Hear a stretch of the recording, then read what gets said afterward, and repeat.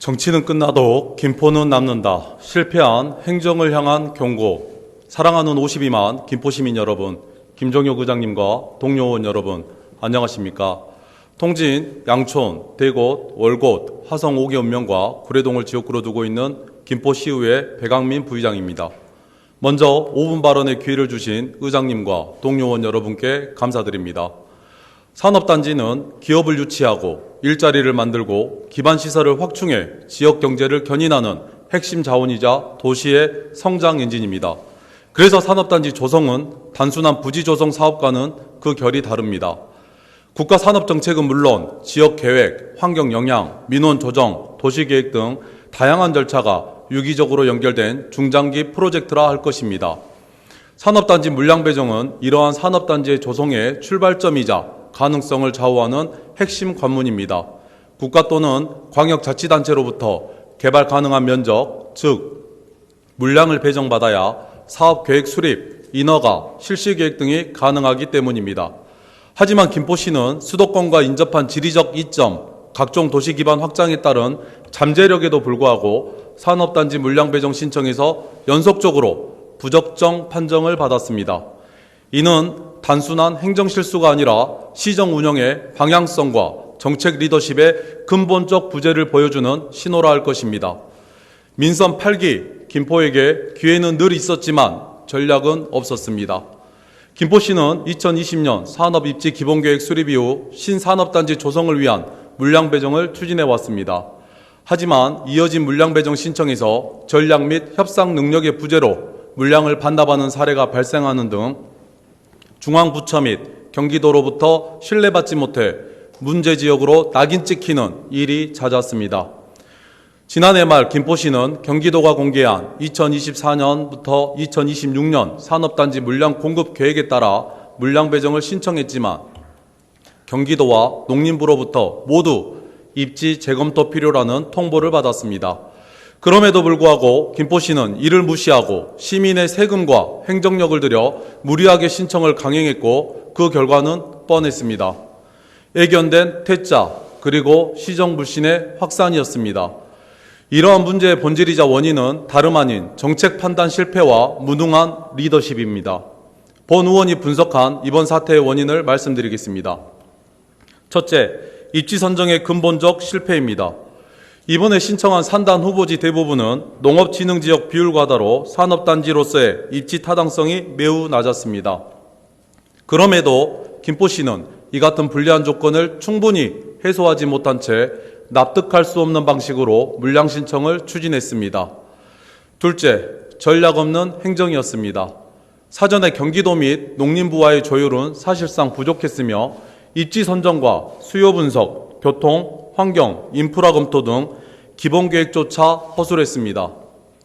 도시의 미래가 걸린 중대한 계획이었지만 정확한 데이터 없이 밀어붙이기식 행정이 반복된 것입니다. 셋째, 정치적 목적이 정책을 왜곡한 정황입니다.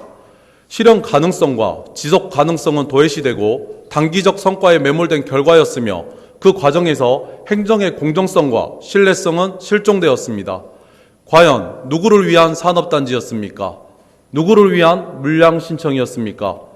존경하는 동료 의원 여러분, 그리고 시민 여러분, 이제는 방향을 틀어야 할 때입니다. 다시는 같은 실패를 반복해서는 안 됩니다. 이제라도 김포시의 신뢰 회복을 위한 다음의 대안을 강력히 제안합니다. 첫째, 산업단지 입지 선정에 대한 면밀한 검토가 필요합니다.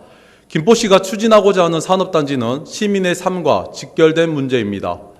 지역 주민의 생존권, 환경권, 건강권을 침해할 수 있는 계획인 만큼 전문가, 주민, 시민단체, 시의원이 참여하는 입지 타당성 검토 협의체를 구성하는 등 과학적 데이터에 기반한 논의와 공론화가 이루어져야 할 것입니다. 둘째, 사전검증 시스템 도입이 필요합니다. 산업단지 조성에는 막대한 재원이 투입되는 만큼 이행 전에 타당성 검증 시스템을 의무화해야 합니다. 계획이 실제 가능한 것인지, 법률적, 환경적 리스크는 없는지 사전에 검토하는 기구가 마련되어야 할 것입니다. 셋째, 책임 있는 해명과 내부 감사 실시를 제안합니다.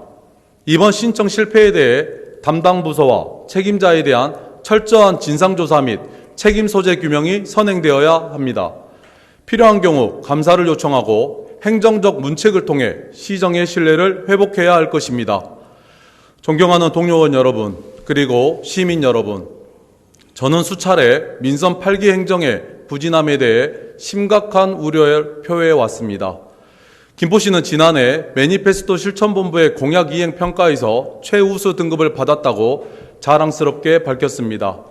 겉으로 보기엔 괄목할 만한 성과처럼 보일 수 있습니다. 그러나 시민들의 체감도가 평가만큼일지 의문입니다.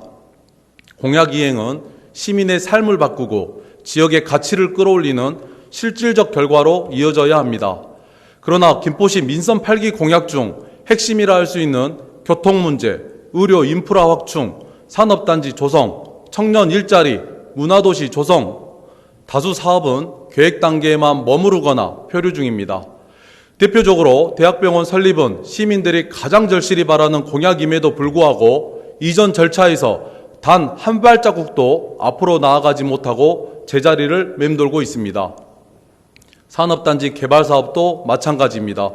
반복된 물량 신청, 부적정 통보와 부실한 입지 선정으로 인해 중앙정부와 도정 모두의 신뢰를 잃고 있는 상황입니다.